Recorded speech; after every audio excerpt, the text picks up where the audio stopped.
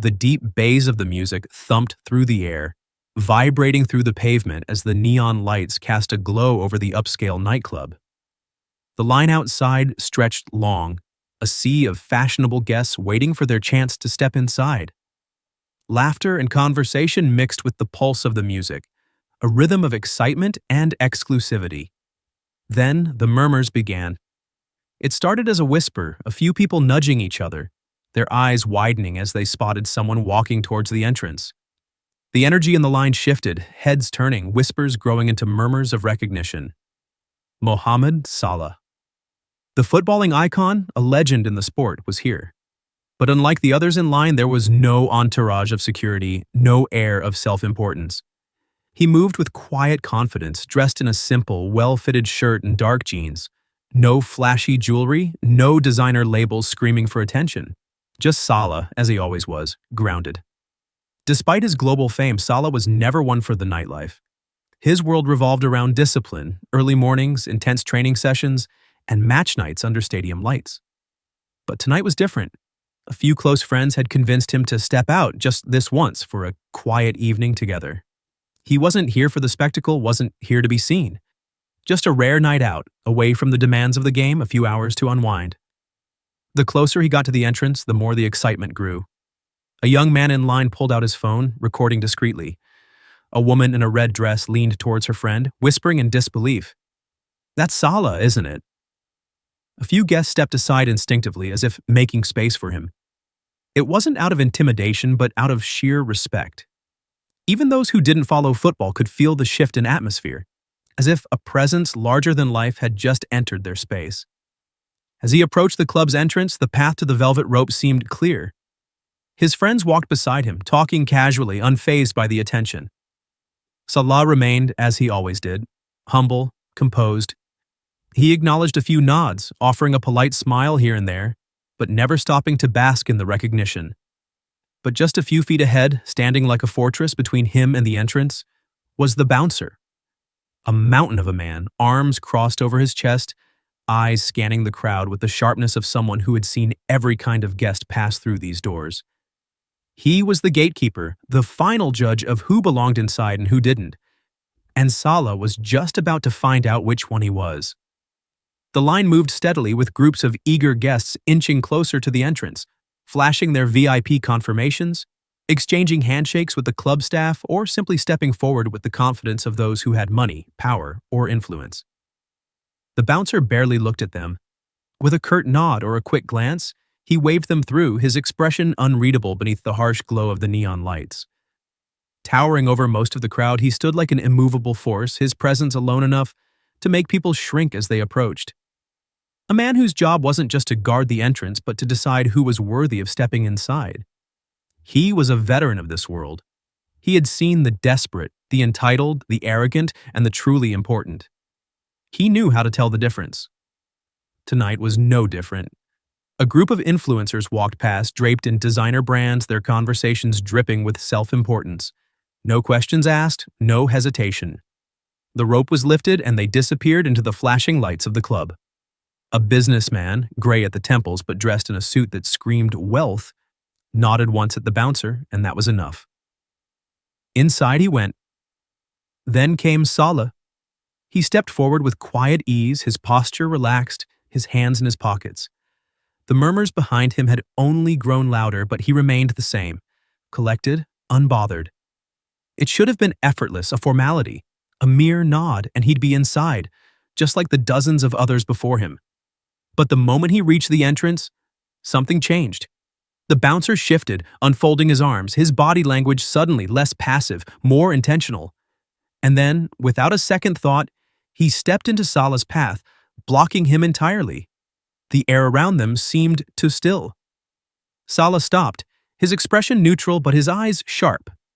The bouncer, who had barely acknowledged the last 10 people who walked in, was now fully engaged. He tilted his head slightly, scrutinizing the man in front of him as if he were just another nobody trying to slip past the rope. The murmurs in the crowd turned into hushed confusion. "Wait, does he not know who that is?" someone whispered. A woman near the front of the line frowned. Is he seriously stopping Salah? Yet the bouncer didn't flinch. No recognition flickered in his eyes, no sign that he was aware or that he even cared who he was standing in front of. Instead, he simply exhaled, squared his shoulders, and delivered the words that sent an invisible shockwave through the crowd. Not tonight. The words cut through the air like a sharp knife, slicing through the buzz of conversation and the deep pulse of the nightclub's bass. Not tonight. It wasn't shouted, it wasn't aggressive, but it carried weight, dismissive, final. For a moment, silence wrapped around the entrance. The line of guests, the murmuring onlookers, the bouncer's own colleagues. It was as if the entire world had momentarily stopped breathing. A few people exchanged glances, unsure if they had heard correctly. Salah stood still. No irritation flickered across his face, no disbelief or wounded pride. He didn't scoff, didn't react the way others might have. Celebrities accustomed to VIP treatment, men who would have thrown their names around like weapons. Instead, he simply tilted his head slightly, studying the bouncer as if trying to read something beyond the words. It wasn't the refusal itself that intrigued him. It was the manner of it. The bouncer didn't blink, didn't shift, didn't show a hint of recognition. He had barely glanced at Salah before delivering the rejection, as if he were no different from the dozens of hopefuls turned away every night. Someone in the crowd whispered, "Does he not know who that is?" A man further back muttered, "He's joking, right?" "That's Salah." The bouncer remained unfazed. Salah let the moment stretch. There was no reason to plead, no need to assert himself. Fame, talent, success, none of it mattered in this moment. He could have easily corrected the bouncer's mistake, flashed his name like a golden key that would open any door. But he didn't. Instead, he did something that no one expected. He nodded. No problem. Then, without another word, he simply stepped back. The silence didn't last. It cracked like thin ice, giving way to murmurs that spread through the crowd, a ripple of disbelief moving outward from the entrance. "Did he just say no?" someone whispered, their voice barely above the thumping bass from inside the club. "That's Mohamed Salah. Does he not know who he's talking to?" A few people stepped closer, not daring to interfere but unable to look away. The tension was thick now, humming beneath the neon lights. This wasn't just about a footballer being denied entry. It was about the way it had happened, the casual dismissal, the lack of hesitation. As if Salah were just another face in the crowd, just another man who didn't belong. One guest, a well-dressed man with slicked back hair and the self-assurance of someone who had never been told no in his life, scoffed loudly. He turned to the bouncer, shaking his head. "Mate, you can't be serious? Do you even know who this is?" The bouncer barely glanced at him. "Yeah, I know." He didn't. That much was clear. Or maybe he did, and he just didn't care. Either way, his smirk remained, a small, knowing curve at the corner of his mouth, as if he was enjoying this, relishing the power he held in that moment. A woman in a sleek black dress leaned toward her friend, whispering in disbelief. What's his problem? Is he doing this on purpose? Salah, still standing just a step back from the entrance, didn't react. He didn't shift his weight impatiently, didn't glance toward the manager or security for intervention. He simply remained where he was, his posture relaxed, as if none of this bothered him. But the crowd wasn't ready to let it go. More voices joined in, a quiet storm of indignation building. Some whispered, some openly protested, but the message was the same. That guy is turning away a legend. This is ridiculous. Someone's going to lose their job for this. Yet through all of it, the bouncer stood firm, the smirk never leaving his face. He had made his decision, and now it was a matter of who would back down first. The tension in the air was palpable. The murmurs of disbelief swirled through the crowd, growing louder, pressing against the moment like a rising tide. People waited for something to happen, for Salah to object, for security to intervene, for someone to correct what was clearly a mistake. But Salah did none of those things. He simply nodded. No problem. The words were quiet, effortless. No sarcasm, no sharp edges. Just simple acceptance. Then, with the same measured composure he carried onto the pitch, he took a step back, making room for the next guest in line, as if he had never been there at all. The crowd's reaction was instant. A hush fell over the space where whispers had just been. His friends, standing beside him, exchanged glances, unsure whether they should step in. One of them, a tall man with an easy confidence, shifted forward slightly, his jaw tightening. "Mo, are you serious?" Salah gave him a small, almost amused glance, a look that spoke louder than words. "Let it be." Another friend opened his mouth as if to argue, then hesitated. What could they even say? The injustice was obvious, the disrespect was blatant. And yet, Salah wasn't angry. He wasn't rattled. And that, more than anything, was what left the crowd stunned. A man in Salah's position, an athlete revered across continents, a man who had the power to bring stadiums to their feet, could have made a single phone call and changed the outcome instantly. A single word from him, a shift in his tone, and the bouncer would have been scrambling to apologize. But he didn't. Instead, he let it go. The bouncer, still standing tall with that smug look, seemed to take Salah's lack of protest as a victory. What he didn't realize, what no one did yet, was that the real power in this moment didn't belong to him. It belonged to the man who had just walked away. A ripple of disbelief spread through the crowd, growing louder with every second. Conversations that had once been filled with laughter and excitement were now laced with frustration, confusion, and shock. People turned to one another, their voices hushed yet urgent, trying to make sense of what they had just witnessed. "You can't do that," someone muttered, shaking their head. "That's Salah. Mohamed Salah." The name carried weight. It wasn't just a name, it was a symbol, a legacy. A name chanted by millions in stadiums, a name written in history books, a name that didn't belong outside in the cold, waiting behind a velvet rope. Near the entrance, a woman in a sleek dress stepped forward, her heels clicking against the pavement. She gestured towards Salah, her eyes burning with indignation. "Do you even realize who you just turned away? That's Mohamed Salah, the Mohamed Salah." The bouncer barely blinked. "Don't care who he is."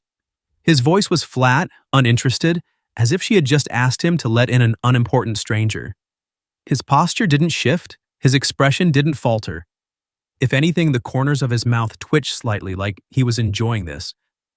The woman's mouth fell open in disbelief. She turned to the people around her as if searching for confirmation that this was, in fact, as absurd as it felt. A man a few spots back scoffed. "Mate, are you serious? This guy could probably buy the whole damn club." Another voice, sharper this time. "That guy is bigger than this entire place. This is embarrassing." The bouncer rolled his shoulders, unimpressed. "Rules are rules," he muttered. The arrogance in his tone only fueled the tension. People weren't just whispering anymore. They were openly challenging him, questioning his decision. The very air around them felt heavier, the music from inside now a distant, hollow sound. But despite the murmurs, despite the growing frustration of the crowd, Salah remained unmoved. His hands rested loosely in his pockets, his face unreadable. He had already stepped aside. He had already made his choice. And somehow, that was what made the moment even more powerful. The tension outside the nightclub had transformed into something electric. The murmurs had turned into full-fledged conversations, outrage buzzing in every direction. Some guests had their phones out, recording discreetly, their camera lenses shifting between Salah, the bouncer, and the entrance where the injustice had unfolded. Inside, the growing noise had not gone unnoticed. A club manager, sharp suit, polished demeanor, the kind of man who built his career on keeping VIPs happy, hurried toward the entrance, his expression shifting from mild annoyance to alarm as he saw the crowd's focus fixed on something outside. His mind raced. What now? But then his eyes landed on him. For a moment, the manager froze. Mohamed Salah stood there, still as composed as ever, his posture relaxed, his expression unreadable. He wasn't pacing, wasn't arguing, wasn't demanding anything. He had simply accepted the situation and stepped aside, his presence alone commanding more attention than the flashing lights of the club itself. The manager felt a cold weight drop into his stomach. No. His pulse quickened as he turned his gaze to the bouncer, whose stance remained firm, oblivious to the damage he had just done. The bouncer had no idea what kind of mistake he had made, no idea how quickly things could unravel. The manager did. His breath caught as he tried to think of a way to fix this, fast. This wasn't just about a mix-up at the door.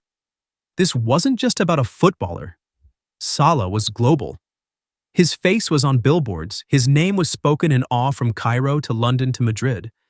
And now this?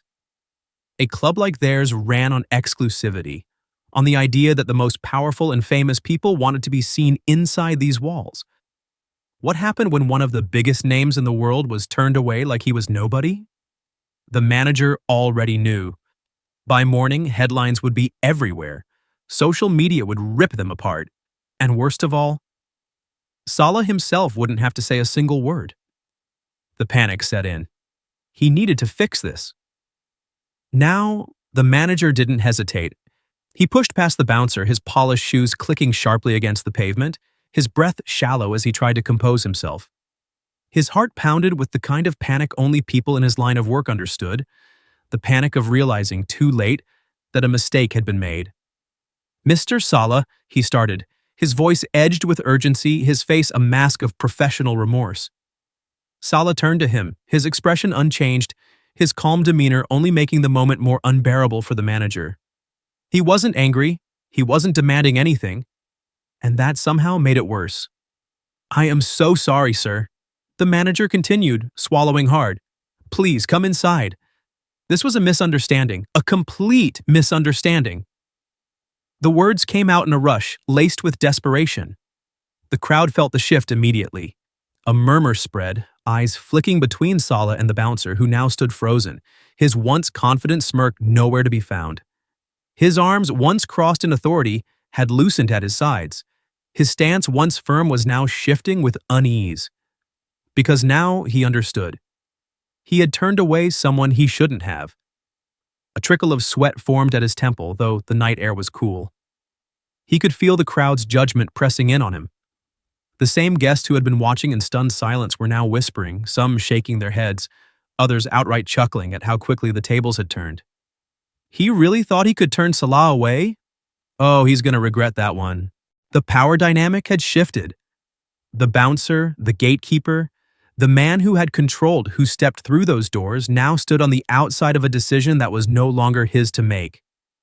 Salah, however, did not move. He did not answer right away. The moment stretched, and the weight of his silence was deafening. Salah looked at the manager, his face unreadable. The club's flashing lights reflected in his deep, steady gaze, but there was no anger, no resentment.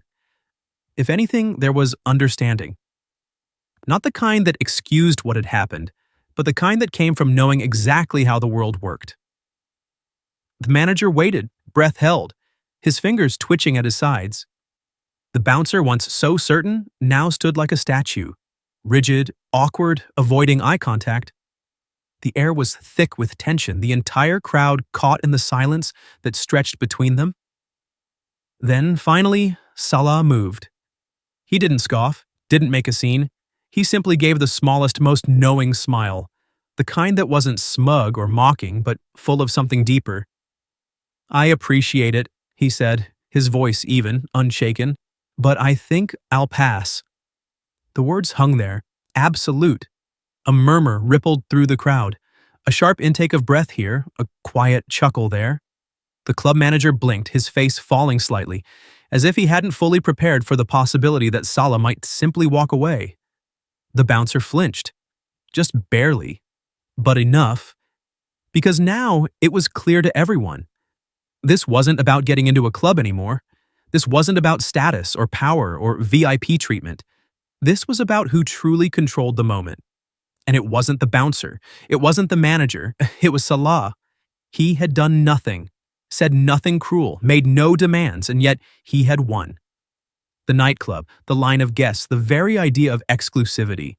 It all suddenly felt small compared to the man who had been rejected at the door and still walked away with all the respect in the world. And just like that, Mohamed Salah turned, hands still in his pockets, and left.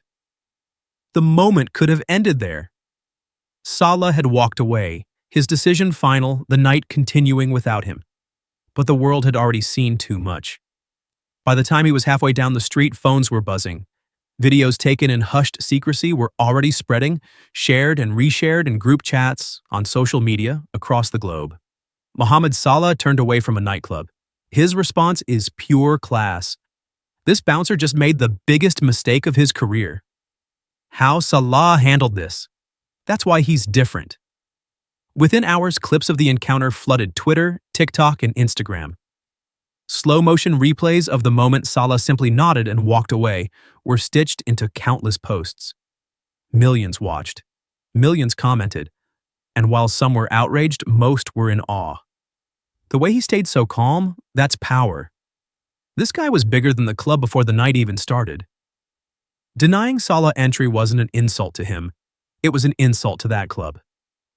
Meanwhile, back at the nightclub, the bouncer stood in the same spot he had been all night. His arms were still crossed, his stance still firm, but everything had changed. He could feel the stares, the whispered conversations from guests still in line. He wasn't just the guy at the door anymore. He was the guy who had just denied one of the biggest sports legends in the world. His phone vibrated in his pocket. He didn't check it. He already knew. The headlines would follow him for weeks, maybe months. His face would be frozen in that viral moment forever. Not as the man in control, not as the one who set the rules, but as the one who thought he held power. Until he realized what true power actually looked like, and it had walked away without a single complaint.